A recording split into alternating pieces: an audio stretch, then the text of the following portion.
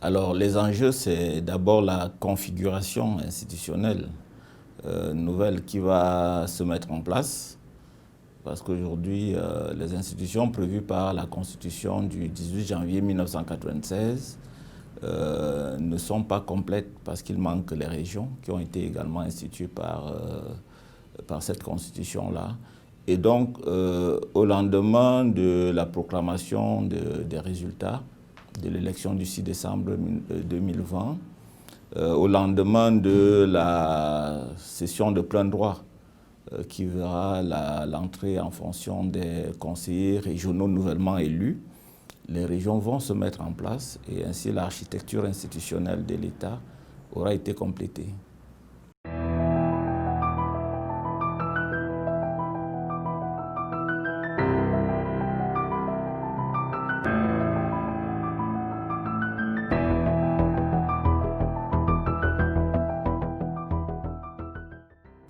Alors, il faut comprendre que la décentralisation entraîne l'autonomisation des régions. L'autonomisation des régions entraîne à son tour une meilleure prise en compte des problèmes locaux. Donc, c'est peut-être là aussi un des enjeux de la décentralisation, c'est-à-dire une meilleure prise en compte des problèmes locaux en termes de développement économique, en termes de développement des infrastructures locales, en termes de développement de l'agriculture. Et d'ailleurs, dans les missions des régions, il y a une dévolution en matière d'éducation, en matière de santé, c'est-à-dire que les régions vont s'occuper des matières relatives à la santé publique dans leur territoire et également des problèmes de régulation et même de création des établissements scolaires du primaire et du secondaire. Et donc, ça va entraîner un meilleur développement sur le plan économique et social, parce que la décentralisation, jusqu'ici, a montré la centralisation de la gestion des affaires publiques a montré jusqu'ici ses limites. Il a été avéré on a pu constater que pour qu'un projet de développement d'une localité située à l'intérieur d'une région puisse être pris en compte, il fallait que ce dossier remonte au niveau central, au niveau des ministères, et les fonctionnaires chargés généralement de ces questions-là n'avaient pas une bonne connaissance des réalités locales, de sorte que parfois le dossier était classé ou alors le dossier ne connaissait pas au niveau du traitement la célérité nécessaire. Avec la décentralisation, avec la mise en place des régions, il y aura une célérité dans le traitement des dossiers, il y aura une meilleure prise en compte des réalités, il y aura une meilleure prise en compte du dimensionnement des projets, parce que ceux qui seront en charge de gérer ces projets-là au niveau des régions auront une bonne connaissance du terrain, une bonne connaissance des réalités locales.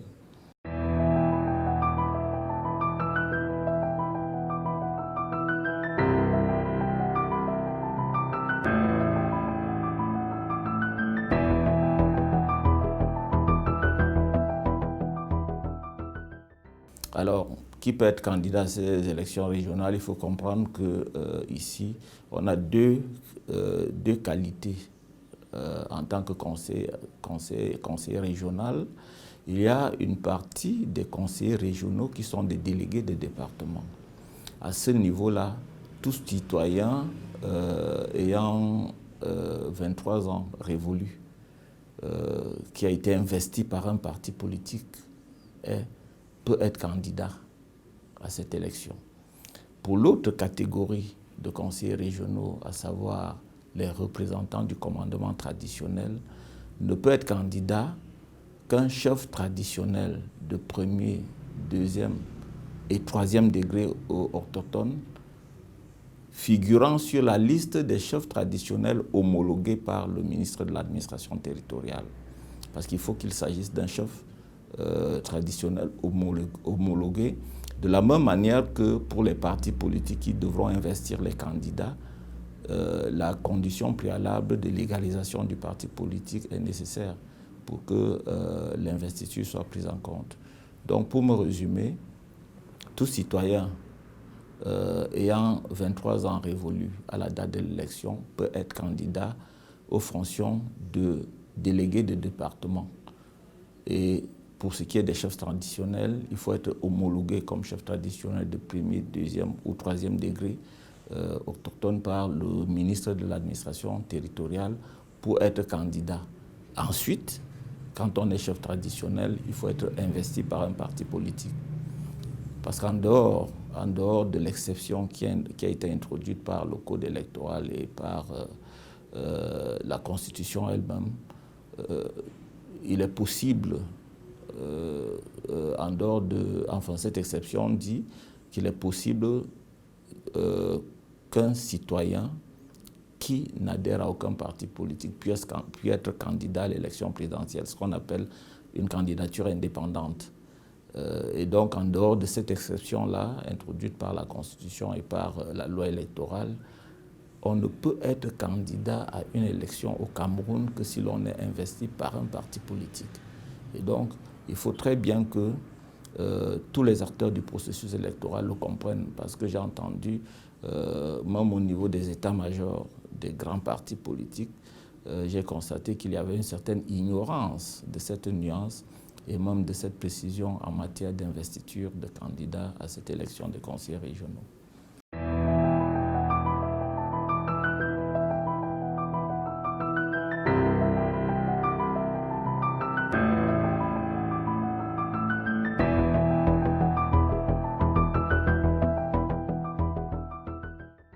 Alors, pour comprendre le rôle des chefs traditionnels dans ce processus, il faut déjà savoir qu'il s'agit d'un héritage colonial.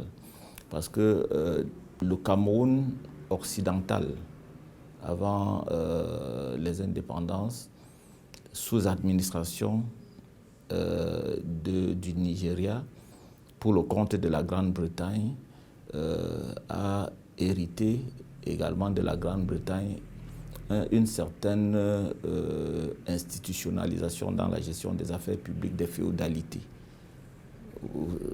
Il vous souvient que en Grande-Bretagne, c'est le Royaume-Uni, la Grande-Bretagne c'est un royaume, et donc dans la tradition anglo-saxonne venue de ce côté-là, les féodalités continuent d'avoir une importance certaine dans la gestion des affaires publiques.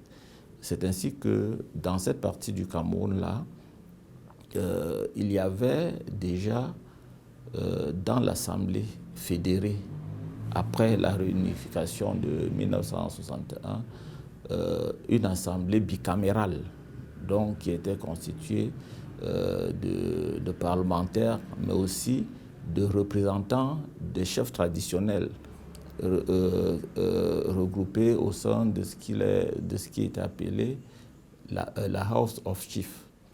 Alors, le consensus, parce que les anglophones du Cameroun s'étaient plaints de ce que, au moment d'aller à l'unité, avec l'instauration de l'État unitaire en 1972, cette partie-là de leurs valeurs institutionnelles et même traditionnelles avait été écartée. Alors, au cours de la réunion tripartite de septembre 1991, ils ont posé ce problème sur la table et c'est pour cela qu'il a été inscrit à l'article 62 de la Constitution la possibilité de conférer aux régions anglophones un statut spécial. Et donc, ce qu'il faut bien comprendre, c'est qu'il s'agit d'un héritage qui est venu du côté anglophone du Cameroun. et qui a été étendu aux côtés francophones du Cameroun. Et si vous lisez le code des collectivités le code général des collectivités décentralisées, vous comprendrez très bien quel sera le rôle des chefs traditionnels, parce que ce dualisme, ce bicamérisme a été maintenu au niveau de la région, dans les deux parties anglophones du pays, dans les deux régions anglophones du pays. Au sein de leur conseil régional, on aura donc un conseil constitué des représentants des délégués des départements et une House of Chiefs composée des 20 chefs traditionnels qui seront élus dans chacun des conseils. Et la loi, dont notamment le Code général des collectivités décentralisées, dit que ces gardiens de la tradition auront en charge la promotion des valeurs culturelles, la promotion des festivals culturels, la gestion, enfin, la promotion ou examineront, puisqu'il s'agit d'un organe délibérant, les affaires liées aux monuments historiques et à un certain nombre de choses qui sont liées aux traditions. Et donc voilà le rôle des chefs traditionnels principalement, comme on les appelle habituellement, les gardiens des traditions. Donc ils veilleront à ce que nos valeurs traditionnelles et coutumières soient prises en compte au moment des délibérations qui seront faites par les différents conseils régionaux.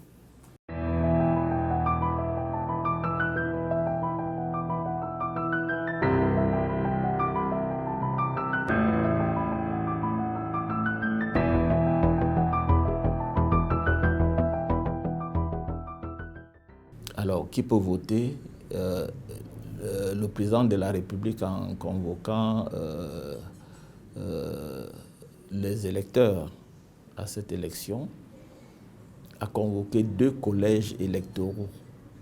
Les collèges électoraux, ça veut dire qu'il y a 2 groupes spéciaux d'électeurs. Parce qu'il s'agit ici, nous sommes en système de démocratie indirecte. Ça veut dire que cette élection ne se déroule pas au suffrage universel direct qui amène à convoquer un corps électoral composé de tous les citoyens en âge de voter. Ça, c'est en cas de suffrage universel direct. Mais dans ce cas de démocratie indirecte, on a une catégorie spéciale d'électeurs. Et pour être très concret, dans le cas de l'élection des conseillers régionaux au Cameroun, la première catégorie d'électeurs est constituée des conseillers municipaux. Ceux-ci ont déjà bénéficié d'un mandat du peuple et peuvent donc choisir à un second degré les conseillers régionaux. Et pour le deuxième collège est constitué des chefs traditionnels de premier, deuxième et troisième degré homologués.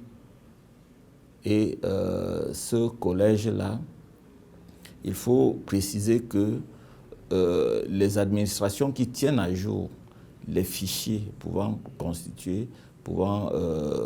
constituer des listes électorales pour ces 2 collèges, il y a le ministère en charge de la décentralisation parce qu'il doit mettre à jour les fichiers sur les communes. Il y a le ministère de l'administration territoriale parce que c'est lui qui est en charge de l'homologation des chefs traditionnels.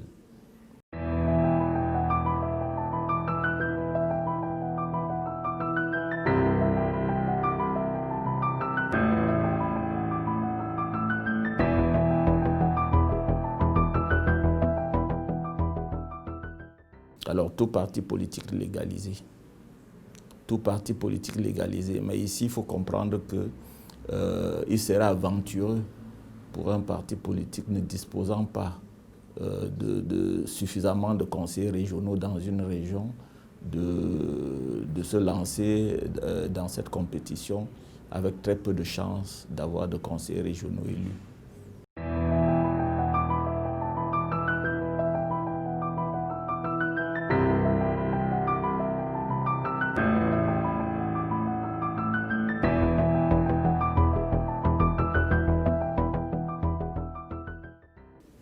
Alors, le président de région est le chef de l'exécutif régional. Dans le cadre de l'autonomie qui est conférée aux régions par la Constitution et par la loi, le président de région est le chef de l'exécutif communal, c'est-à-dire que dans le cadre de l'exécution de ses missions, il exécute les délibérations du conseil régional par rapport aux missions qui sont celles du conseil régional. Et donc, ceci dit, le gouverneur est une autorité administrative. Est une autorité administrative qui est nommée par décret du président de la République. Il faut déjà noter que le président de région est un élu. Donc la différence se fait déjà parce que sur le plan du statut, un élu et un fonctionnaire nommé, il y a une différence au niveau du statut, du caractère amovible de la fonction. Parce que vous savez que les fonctions qui relèvent de la discrétion du président de la République sont des fonctions soumises à la mutabilité ad nutum. C'est-à-dire qu'à tout moment, le chef de l'État peut décider de décharger le bénéficiaire de la fonction sans avoir d'explication à donner. Un président de région est un élu. Il va jusqu'à la fin de son mandat. Dans le cadre de sa fonction, il y a quand même la possibilité qu'il soit déchargé de ses fonctions, mais les mécanismes sont contenus, sont visés par la loi, mais seront de manière beaucoup plus précise élaborés dans le règlement intérieur de chaque région. Et donc, ce qu'il faut savoir, c'est que les missions sont différentes. Les missions du gouverneur sont définies par la loi. C'est d'abord des missions de maintien de l'ordre, c'est des missions de sécurisation du territoire, c'est des missions de coordination de tous les services de l'État qui sont placés dans son territoire de commandement. Et il faut également remarquer, il faut également relever que les services de l'État diffèrent des services régionaux. La région, dans le cadre de son autonomie, a des services propres qui diffèrent des services de l'État et qui diffèrent des services des autres organismes publics. Et donc, de ce point de vue, il n'y a pas de risque que l'un s'immisce dans les prérogatives de l'autre. Cependant, il faut se dire que le gouverneur étant le représentant du chef de l'État et du gouvernement dans son territoire de commandement qui est la région, est en quelque sorte l'exécutif en termes de pouvoir régalien de la région. Et les rapports qui sont celles de l'État et de la région sont définis par la Constitution. Et le gouverneur aurait donc, en tant que représentant de l'État au niveau de la région, un pouvoir de contrôle, peut-être un pouvoir régulateur du fonctionnement des services régionaux, étant entendu que la Constitution a prévu que le Conseil constitutionnel peut être saisi en cas de conflit entre l'État et les régions. Et donc, l'inquiétude qui est très souvent avancée par les différents acteurs de la scène politique, c'est de se dire que le gouverneur va certainement phagocyter l'exécutif régional parce qu'il aura un certain pouvoir de contrôle et peut-être qu'à travers ce pouvoir de contrôle s'établira un pouvoir hiérarchique. Non, il n'y a pas de hiérarchie, il n'y a pas de lien hiérarchique entre l'exécutif régional que préside le président du conseil régional et le gouverneur des régions. Les collectivités territoriales décentralisées sont des entités publiques autonomes.